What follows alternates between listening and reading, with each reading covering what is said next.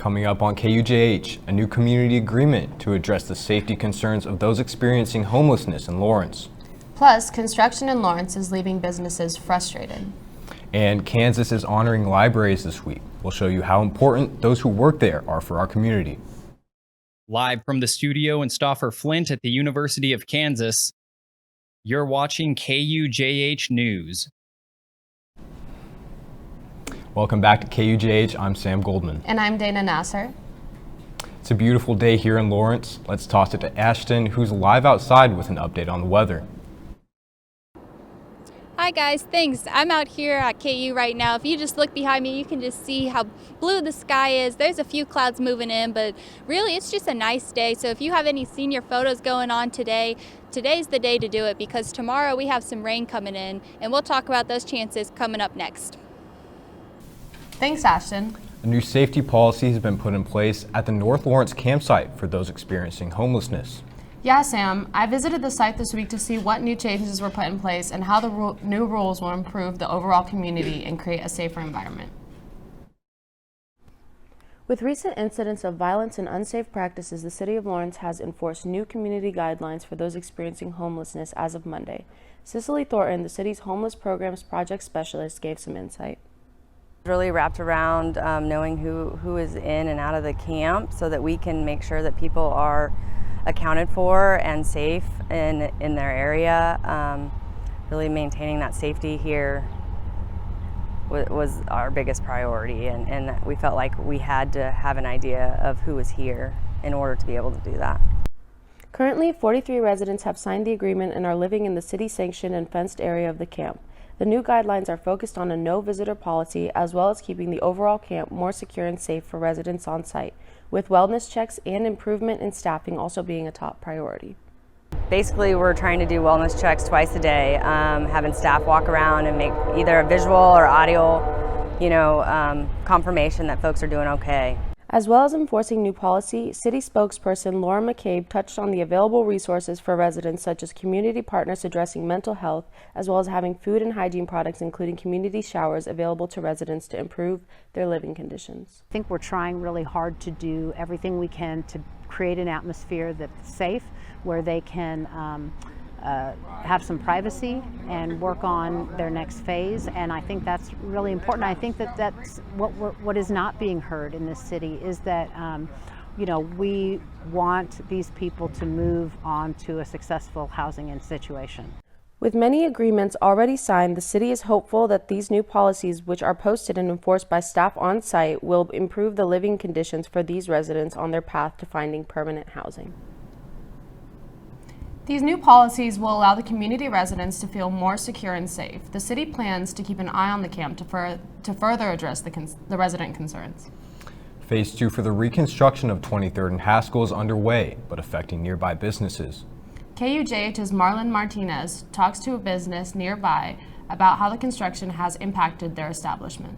One of 3 phases for the East 23rd and Haskell reconstruction is now complete. The project approved by the City of Lawrence Municipal Services and Operations Policy Board back in 2019 is an effort to improve pavement as well as shared use paths. In a statement provided by Dustin Smith, senior project engineer, says, and I quote, "This project is unique for the city in that we are reconfiguring a former state highway K10 to an arterial city street that provides safer and more efficient travel for all modes, including pedestrian, bicycles, and transit users." The $15.1 million project is expected to be done in late 2023, but the last 2 years have been affecting many nearby establishments. It's very annoying. Kat Hurd, assistant manager at Scooter's Coffee, says construction has caused a low volume of customers and smaller businesses have been afflicted the most. Smaller businesses are really feeling it. It's been affecting us a lot. Half the time people can't get to us because there's just so much traffic backed up. And then the people who do come through are always asking, when is it going to be over? When is it going to be over? We don't know. The City of Lawrence sent out a statement this week in regard to the pleas from many who take the route, saying construction can be frustrating, but we are so appreciative of the patience everyone has shown throughout the year, and also adding, we are excited to unveil the new East 23rd Street at the end of the year. Hurd is one of many who are hoping to see business back to normal. I just want it to be over. I'm ready for it to be over. I want to have normal business. Reporting in Lawrence, Marlon Martinez, KUJH News. Smith says the community can see the progress of the project on the website or by subscribing to the city's weekly traffic updates. It's National Library Week, and KU library staff are partaking in the celebration. KUJH's Bella Line joins us in the studio with the details. That's right, Dana. With this year being the 65th annual celebration of National Library Week, Kansas Governor Laura Kelly declared the week to also be Kansas Library Week.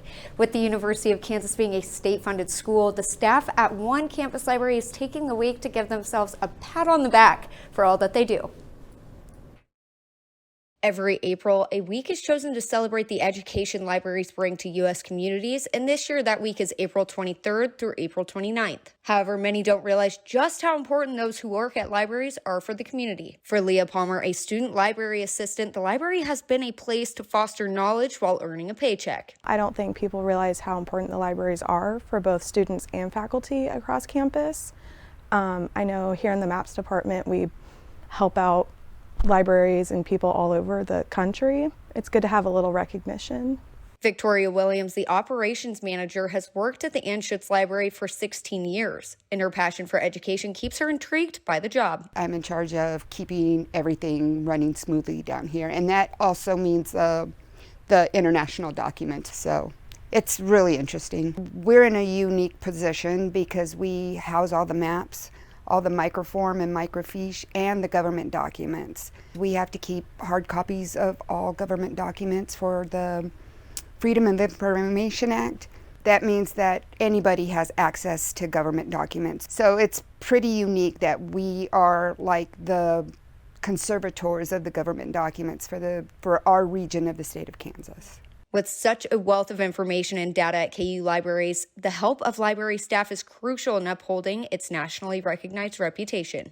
That makes me feel good that our state is recognizing that the work we do is important.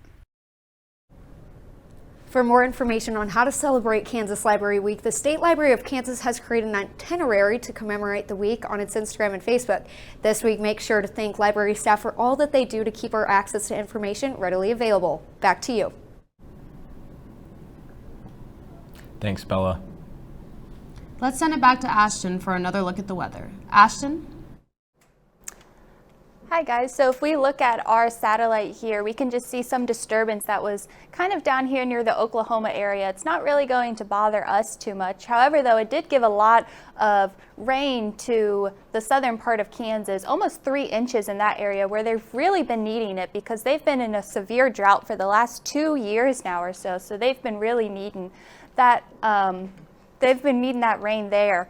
So if we take a look at today's forecast, though, we're in the upper 60s, partially sunny for the day, and only a 20% chance of rain. So it's just going to look like a really great day today. However, though, as we move into tonight, our temperatures are going to drop just a little bit into the 40s. So mid-40s, clouds are going to be out, but still not that chance of rain, not really until tomorrow night when the rain will really start moving in. So this is our class planner for tomorrow. When you're heading out the door, you may need to grab a jacket, but quickly by noon, we're going to be into the 60s. And then we're going to have some chances of rain following into the evening. So if you're out tonight or tomorrow night for the NFL draft, then this is what the schedule looks like for the draft. So we have just cloudy skies in the 60s for tonight for round 1 and 2, and then on Friday, tomorrow we have 50% chances of showers, so if you're out, you're probably going to want to grab those jackets and umbrellas, and then by Saturday, the rain's really going to clear out by then, and it's just going to be breezy and cloudy by then.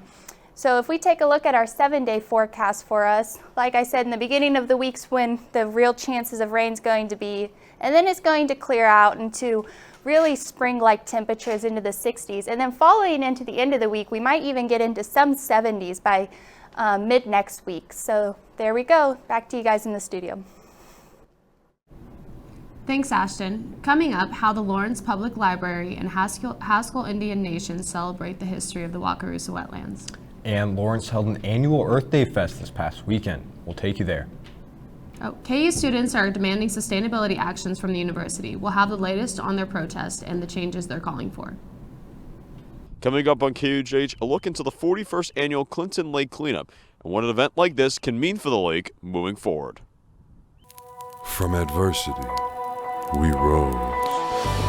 We made history and became pioneers, voyagers, champions, Jayhawks. And when our chant rises, haunting and hallowed, Jayhawks are telling the world what's near. Victory. Welcome back. Yesterday, dozens of KU students gathered outside of Strong Hall for a protest organized by the Sunrise Movement, calling for greater sustainability actions from the university. President of the movement, Joel Campbell, spoke out during the protest, demanding a change on campus. No more waiting, no more forms. Put recycling in our doors. No more waiting. KU has allowed the Center for Sustainability to crumble. We've watched as their website has removed information over time. They have gotten rid of those positions over time. Over the past 2 years, they have defunded or not replaced positions that were vacated. Even outside of sustainability, KU could be investing in their faculty, who are currently trying to unionize in one of the worst-run universities in the area, according to them.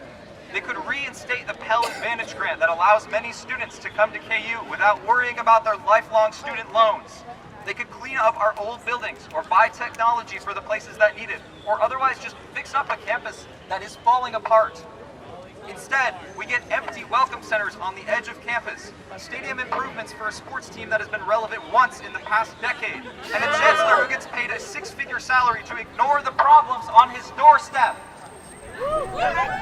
The protest comes after years of frustration from students who feel like their voices aren't being heard. They're calling for KU to fully fund the Center for Sustainability and promote transparency in its sustainability and budgeting efforts. The university has yet to respond to the demands of the protests, but the students are hopeful that their voices will be heard, that KU will take meaningful steps towards a more sustainable future. Last Saturday, Haskell Indian Nation held its annual community celebration to honor the Wakarusa wetlands. The celebration of the wetlands was held in partnership with the Lawrence Public Library. Michelle Jamela attended the event to find out more. That's right, Sam. In honor of Earth Day, the Lawrence community came together for the first weekend to honor the Wakarusa wetlands. The area is home to a variety of plants and animal species, but also indigenous history. It's a very sacred space as well to Indigenous peoples. There's a lot of history in this, so we're really learning how to connect more to Maya, which is our word for the earth.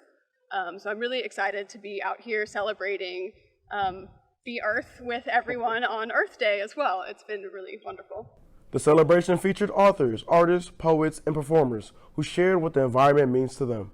I was very happy to be invited back this year as a performer. I thought it was a really, really great event, just like last year, bringing a lot of different voices together to honor this place and to educate others about what the wetlands means to people. In addition to connecting with the earth, the celebration helped the community connect with each other. Bring the community out to meet some incredible, creative people that have connections to this place, to the land, to the natural world, especially to Haskell and the wetland. The celebration reminded one listener of how much their area and the world means to them. I think that moments like this should be celebrated, and we don't oftentimes think about the natural world as also being like a sister or a brother or a relative. Watkins hopes that all can visit the wetlands at some point. I would say that if you are not regularly making time to come and to see the wetland, you should, because it's remarkable, and the impact that it will have on your mind and your body is undeniable. The wetlands are open to the public and can be visited behind Haskell Indian Nation University. Back to you guys at the studio. You can find more information on the Wakarusa wetlands at usanpn.org/Wakarusa Trail. Lawrence celebrated Earth Day this past weekend with their annual Earth Day Fest. The fest was held in the historical South Park on Massachusetts Street and had a huge turnout. Lawrence celebrated Earth Day this past weekend with their annual Earth Day Fest. Over 20 local organizations came out to educate and promote their love for the earth with hands-on activities, free gear, and even prizes. Valley Camp is a wonderful 40-acre urban habitat right in the middle of the Lawrence city limits, and it predominantly exists to serve Girl Scouts. Patrons shared their favorite local outdoor spots and activities just in time for summer. Well, close to campus or on campus, I really like Potter Lake. And then I also really like going to the KU Field Station just north of Lawrence. They've got a lot of trails there that anybody can go to. And then I also really like Clinton Lake. If you missed the Earth Day Fest in Lawrence this year, you can still contribute locally through KU Environs. This has been Catherine Galliani for KUJ. Thanks, Catherine. Yeah, we're glad there was such a great turnout this year. The 41st annual Clinton Lake cleanup took place last Saturday on Earth Day. The goal was to pick up as much trash as possible while also spreading awareness about the importance of keeping the lake clean every day, not just on Earth Day. KUJH's Gus Balow was there with more. The U.S. Army Corps of Engineers hosted their annual Clinton Cleanup this past weekend, with their primary goal being to spread awareness about being watchful for trash when going through the surrounding parks. It's just really important to continue on the tradition of encouraging our community members to pick up trash and leave no trace when they're out and about in our parks. Even though the cleanup is just one day of the calendar year, the impact of the cleanup remains important long after Earth Day, with the hope being to get the message of keeping the lake clean out to many people as possible throughout Lawrence. The most important part is education and raising awareness and getting people here and getting a good turnout and getting people to think about the plight of our reservoir and the streams and rivers that run into that reservoir, right? While this is only one event, the organization hopes to continue to educate people on this important cause by hosting more events in the coming months. We do something different every holiday, so I'm planning a ranger-led hike for every holiday, and we have things like astronomy night and pollinator week this summer, so definitely keep an eye out for those. Reporting for KUJH News, I'm Gus Balow. Thanks, Gus. For more information on these future events, go to the U.S. Army Corps of Engineers website or their Facebook page. Kyle will be right here with your sports update after the break.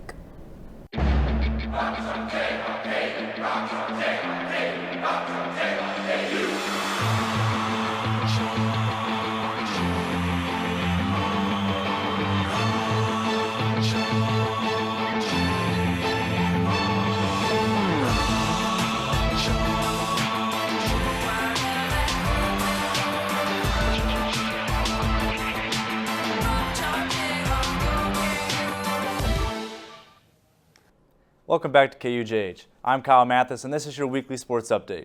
We will start with track and field. KU competed in the John McDonnell Invitational and had winners in multiple events. In women's track and field, senior Avril Johnson took first in the 1,500-meter run, with junior Alana Latema clinching third. Junior Tori Thomas won the shot put event and the discus throw. Finally, Kansas won the 4x100-meter relay over Missouri Southern by 6/100ths of a second. In the men's portion of the tournament, junior A.J. Green won the 800-meter race, with senior Justice Dick coming up right behind him in second. Sophomore Devin Loudermilk took first place in the high jump event, while freshman Tayton Klein claimed the win in the long jump. The men's team is currently ranked 18th nationally. Kansas will race this upcoming weekend in the Rock Chalk Classic in Lawrence, both on the men's and women's side. Kansas fell in tennis to the Iowa State Cyclones in the Big 12 tournament by a score of 4-1. They hope to make it to the NCAA tournament starting in about 2 weeks. In Kansas golf, the women's team took 8th place in the Big 12 tournament last weekend in Dallas. The team actually just clinched a berth in the NCAA tournament yesterday, where they will be playing in Athens, Georgia at the University of Georgia golf course. The men's golf team also finished in 8th place in the Big 12 tournament that took place just yesterday in Hutchinson, Kansas. They alike look to make the NCAA tournament field like the women's team. Kansas softball won a Big 12 series for the first time since 2019 last weekend over the Texas Tech Red Raiders. After dropping the first game 6-1, they won game 2 1-0 on a walk-off sacrifice fly by senior Peyton Renzi that scored senior Ashlyn Anderson. The Jayhawks then dominated the Red Raiders 3-0 in Game 3, which clinched the series. The Jayhawks will go up against the big bad Oklahoma Sooners, who are #1 in the nation and the defending national champions this upcoming weekend. The Jayhawk baseball team was swept this past weekend by a ranked Oklahoma State Cowboy team, losing 15-10 in Game 1, 14-3 in Game 2, and 8-3 in Game 3. It was a fireworks show in almost every game for the most part. The Jayhawks responded by claiming victory over the 25th ranked Wichita State Shockers yesterday, 7-5, with 2 runs and the 10th inning coming from sophomore Michael Brooks' line drive single, which scored sophomore Sam Hunt and sophomore Mike Kozuski. This increased their overall record to 19-21, just a little under 500 on the year. Like softball, baseball will play the Sooners next weekend in Norman. Now the NFL Draft will be taking place tonight at the National World War I Museum and Memorial. It's finally here. There will be many current players signing autographs, including Chiefs Super Bowl champion running back Isaiah Pacheco. KUJH's Anna Ambrose has more.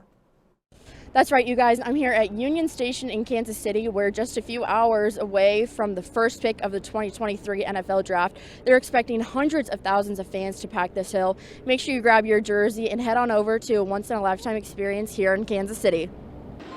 The City of Fountains, where NFL teams are about to place their franchise in the hands of this year's NFL prospects. 17 of those prospects will be in attendance at the draft backstage in the green room. Construction for this stage began in early April, and they have been hard at work until the very first team is on the clock. Fans can expect to see the biggest NFL draft stage ever, stretching 380 feet wide and 175 feet deep. There will be over 10,000 feet of LED panels and screens for fans to see from the hill. The stage's background will highlight the city, showing Union Station's unique architecture. You can catch the first pick right in Lawrence's backyard at 7 p.m. tonight on ESPN and ABC. Reporting here in Kansas City, I'm Anna Ambrose. Back to you guys in the studio.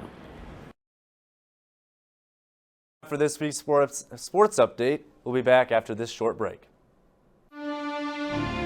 Where you go to college makes a statement about you. This place will become a part of you, your identity for life.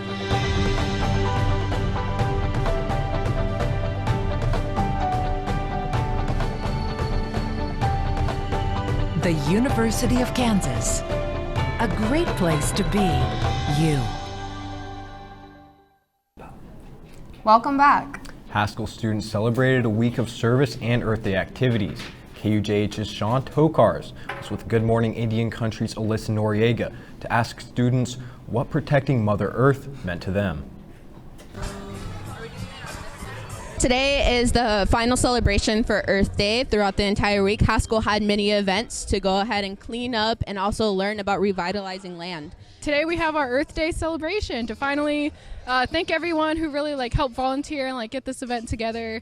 It's been great, so I'm really happy that everyone's out. Celebrating all the hard work that everybody collectively put in throughout the week to try to make some impact on the local ecology, and then for us to understand that there is a connection between us and the world around us. What are some conversations that you and your friends have about Earth Day?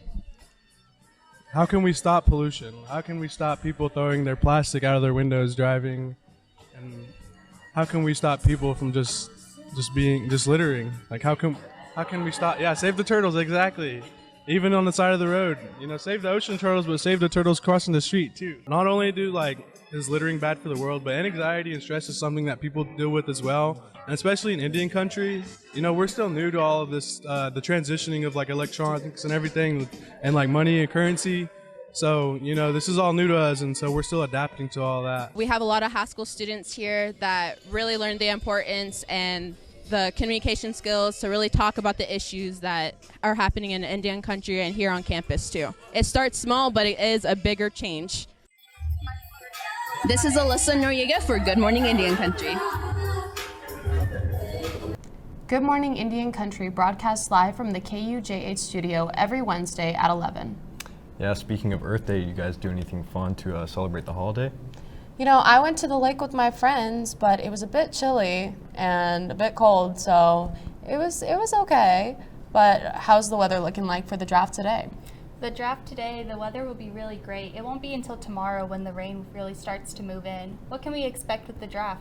Yeah, so for any of you that want to go to the draft, and any of you that are Chiefs fans, there's current Chiefs players and former Chiefs players that will be there signing autographs pretty much all day today, tomorrow, and Saturday. So if you're a Chiefs fan or just an NFL fan looking for some autographs, the draft's a great place for you. Definitely. That's all we have for now. Thank you so much for watching KUJH. Make sure to tune in next week for more local news, weather, and sports.